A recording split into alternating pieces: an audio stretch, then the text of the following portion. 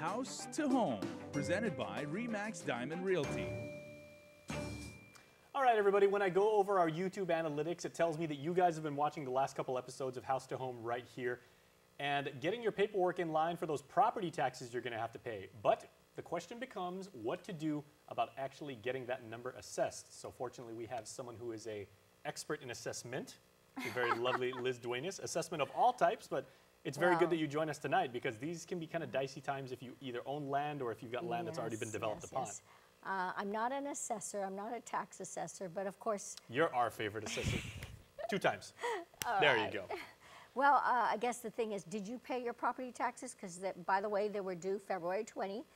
They break the payment, your tax assessments, they break that into 2 payments. So February 20 was the deadline for the first installment, and then April 20th is the second installment. So did you pay your taxes? I actually don't have any property that I have to worry about, so no such concern. Lucky you. Yeah, but this is fascinating for me. Yes, yes. So they usually break it. You could pay it in full in one payment, or you break it down. And I think in one of our shows we talked about what that statement was all about, you know, and how they broke it down. So, for example, if you have a new home, and let's say you purchased it during the year, normally the tax assessment period is, it would be assessed if you bought it prior to March 1st. They usually do the assessment on March 1st, and they usually do it for the year prior. Tax, they do have their formula. If you have a house and home, they would break down the value, and it's basically what is showing in their computer. We had asked the question in terms of value. When a house is being built, there's usually an assessed value for that property. So Tax would have that in their system, and then they would plug it in, and there's a base value. They break it up for the land and a value for the house. So they do have their formula. They would take the base value, apply the formula to that to break it up. So there'll be an assessed value for land and an assessed value for the house. Now, what we were told by Tax is for 2016 and 2017, the formula remains the same. But of course, each tax year changes, depends on the law, what new laws were passed, and what new things crop up during that period. So, you know, they're the experts in terms of assessment, but if you have a question in terms of your value and your statement, of course, you should take it up there and say, hey, the value that you're assessing may be correct or not correct, or your value may have gone up or down, but the organization that would be handling that would be through Tax. Now, not knowing anything about this kind of stuff as I admit that I am, I'm wondering, are we able to apply for extensions? Because, you know, like, I mean, it's hard times here for a lot of people. Even though you can break your property tax payments up into 2, as you said, not everybody may have that kind of resources on hand. So, like, if this was a personal income tax and everything like that, you'd say, oh, can I apply for an extension? I'll pay later on in the year. Does it work the same way for a property? You'd have to check with Tax. Usually they have that period to make a payment.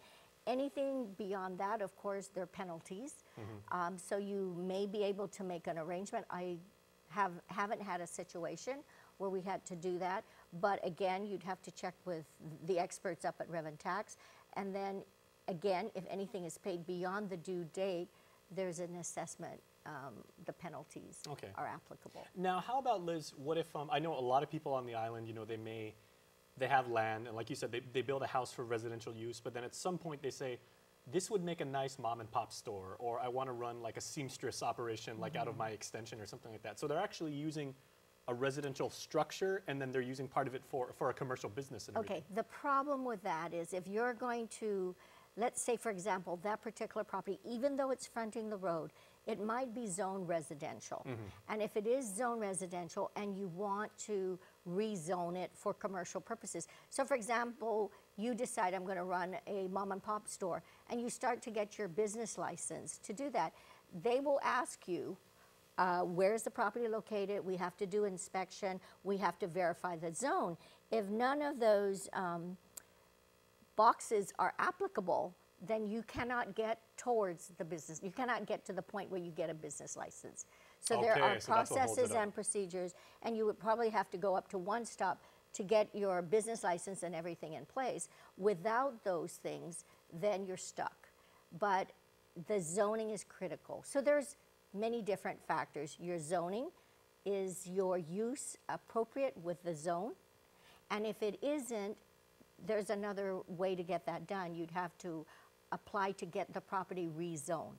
And that's a process where it's taken to the Territorial Land Use Commission, and it has to go through an approval process. And that may take a while because there's certain committees that have to check off the box that, yes, the mayor's council says, yeah, it's okay, or it's not okay. So yes, I've provided enough parking for customers and things like that. Yeah, there's an approval process, and it's not that simple. But as you and Gina have said many times over the years, easiest way to do it, don't try and cut corners, don't try and like exploit any loopholes. Figure out what it's, go to professionals like yourself and do everything by the numbers, by the book. And then we could at least give you an idea. We may not have all the answers, but we definitely will route you to the appropriate agency that is responsible for that particular. Okay, final question before we go to our commercial break. One thing I have learned is even if you own property, the property tax may not be as much as you think, because some people, like, some young people may be given property and they're like, I don't want to deal with that debt. I just finished college, I've got college debt, I don't make that much money and everything like that. I don't want property tax on top of it. But in a lot of cases, it's actually only a couple $100, right? Well, your taxes, you're talking about for land taxes, it's not a couple $100. It depends on your size. So for example, if it's a quarter acre, is it a half acre? Is it 10 acres? Is it 20 acres? So your tax assessment would be based on the size of the lot, because that will determine value. And of course, if the property is a larger size, then of course your values go up and your taxes associated with that property will also go up. Okay. Yeah, and we do have a way so that we could give you an idea of the current market value, or you could go to an appraiser. The appraisal isn't, it would be dependent on the size in terms of what that appraisal cost would be as well. I'm just going to let you guys handle all my affairs because you guys are the true pros. My coworker Mike and I, we're going to build like a little putt-putt golf course on our plot of land. We're going to have like our guy Pete pull grass and, Rollin run the ice cream machine and everything like that. We'll be all set. But I want to emphasize that there are certain lines of expertise that we fall under. We don't sit here to try to give advice, anything legal or anything tax. Or, Certainly. Yeah, we let the experts do that. If we provide information, it's based on our experiences, and I just want to emphasize that. But again, if there's questions that we are not able to answer, call us. We'll route you to the appropriate individual. And that, ladies and gentlemen, is why they are called an agency in the very literal sense of the word. We thank you so much always for your expertise. Thank you. And we thank you for watching. We will be back right after this.